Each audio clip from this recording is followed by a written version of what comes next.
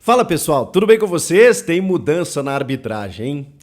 As revisões do VAR agora nos telões dos estádios.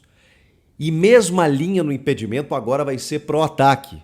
São só algumas das novidades da arbitragem no Brasileirão anunciadas pela CBF. Ai, ai, ai, quero só ver. Vou te explicar tudinho. Chega mais, eu sou o Chico Garcia. Inscreva-se no canal e vamos juntos!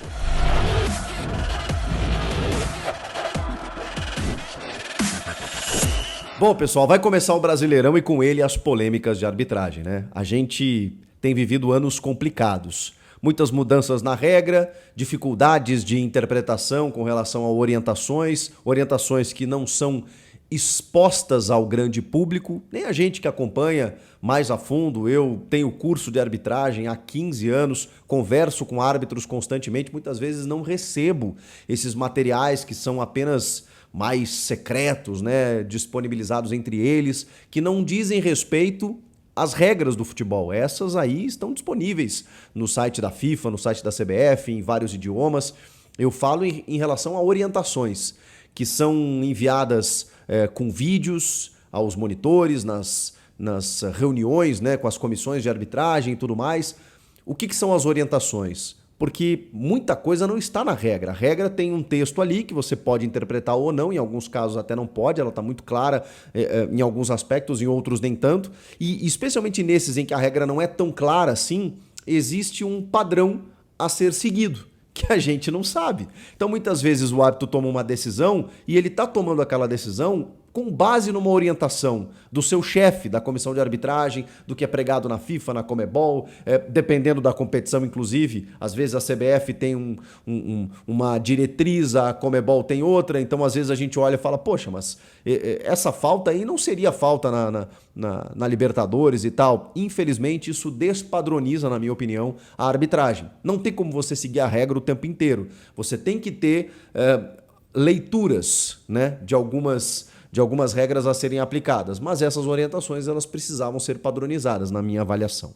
Mas enfim, Wilson Luiz Seneme, ex-árbitro aqui de São Paulo inclusive, novo chefe da comissão de arbitragem que assumiu no ano passado, depois de ter saído da Comebol, muito elogiado inclusive na Comebol, chega na CBF e com uma missão dura, né? Ele muda todo o seu staff, a sua equipe lá e tudo mais, promove alguns ex-árbitros inclusive para compor essa sua comissão.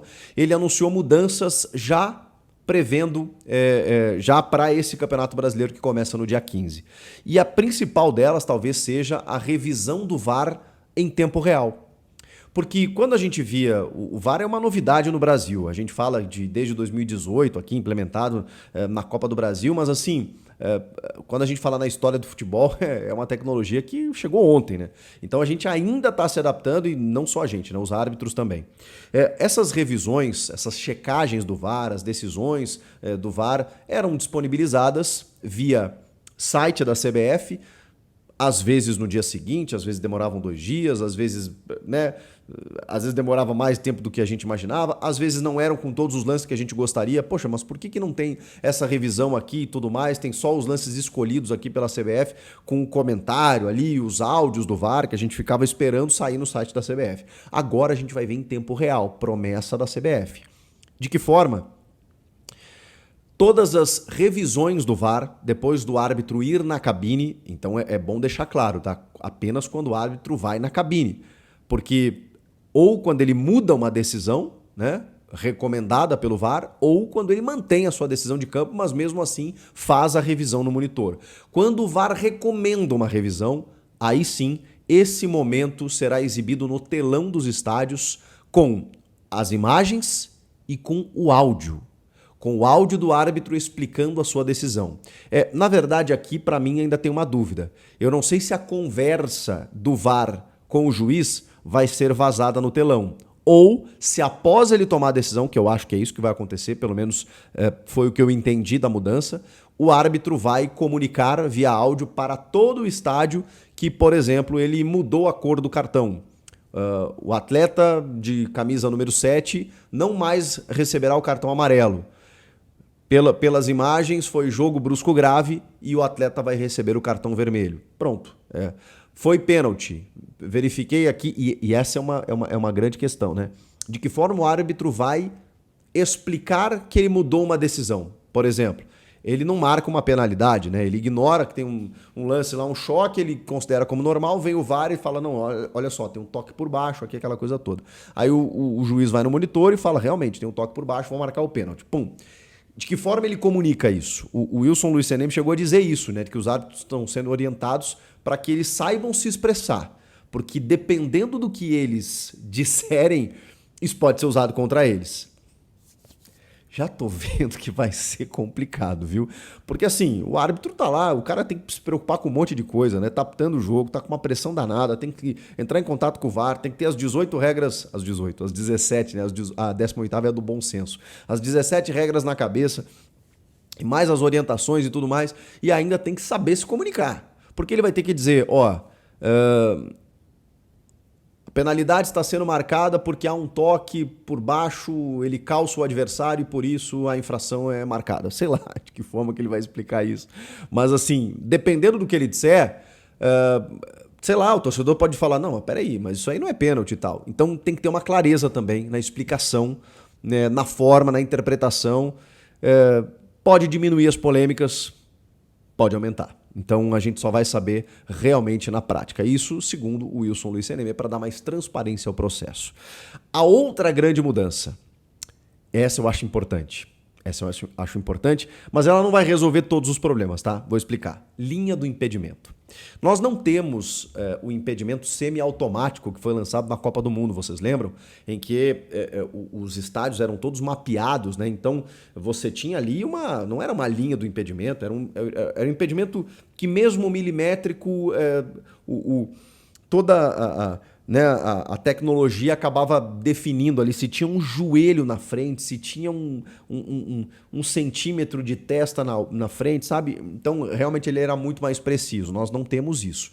E essa linha do impedimento, ela é manual. Embora seja tecnológica, ela é manual. Os auxiliares do VAR, eles precisam pegar o frame da batida na bola e puxar uma linha do penúltimo defensor com o atacante e tudo mais, e ali a partir daquela linha dá uma cor. Se é vermelho, o jogador está impedido. Se é azul, ele está legal.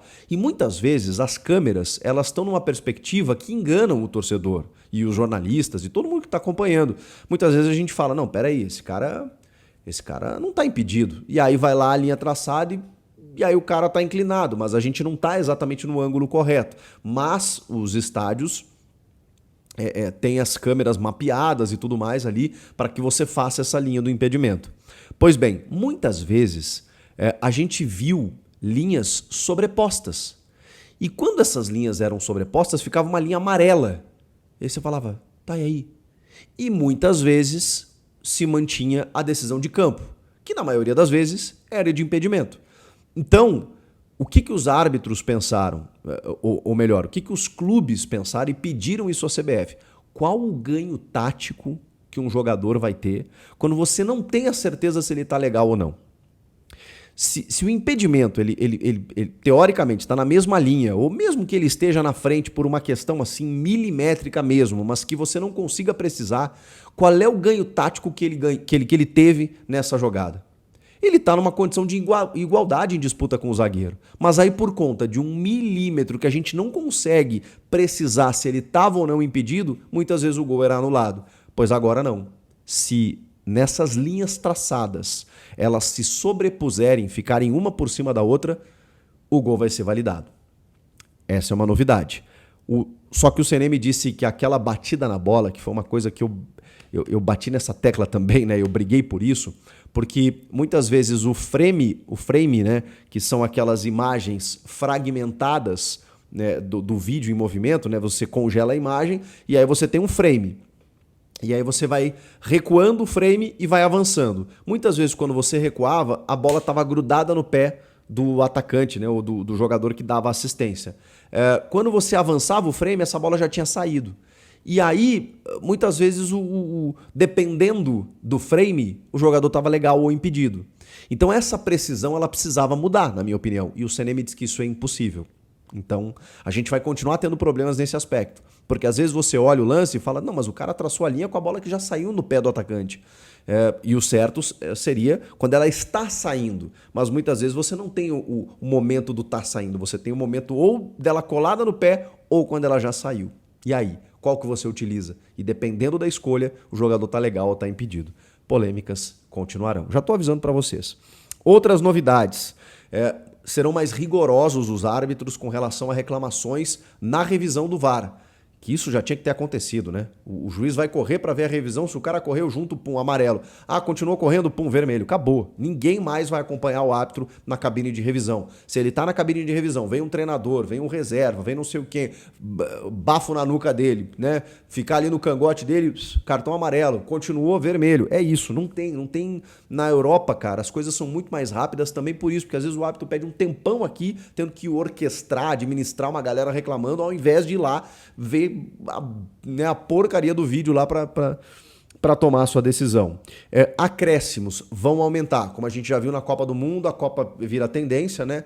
Então os árbitros vão seguir isso no Campeonato Brasileiro. E o que significa isso? Significa que comemoração de gol, o cara pode comemorar. Tudo isso vai ser acrescido. Num pênalti, quanto tempo demora depois da marcação de um pênalti? Vai no VAR, revisa, não sei o quê, o jogador reclama, catimba, faz buraco na grama, não sei o quê. Tudo isso aí vai ser acrescido.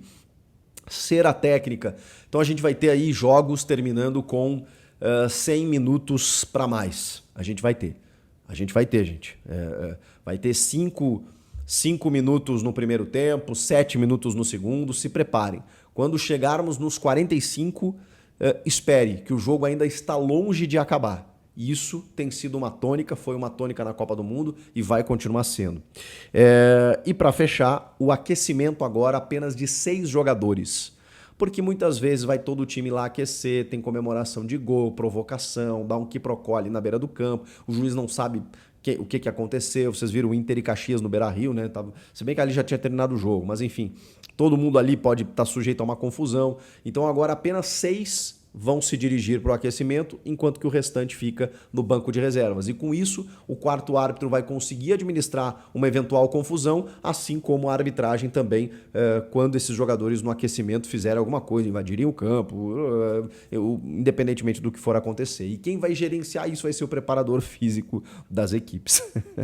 Algumas mudanças, algumas novidades, outras possivelmente virão. Por enquanto que a gente tem são essas. Acho que as polêmicas não vão terminar, pelo contrário, elas só irão mudar. Agora o que o árbitro falou no telão, será que o telão mostrou corretamente? O cara mostrou uma coisa no VAR, outra coisa no telão, sei lá. Acho que vai dar muito pano pra manga ainda nesse Campeonato Brasileiro. Vai começar o Brasileirão e as polêmicas também. O que vocês acharam? Comenta aqui, inscreva-se no canal e eu volto na próxima. Tchau!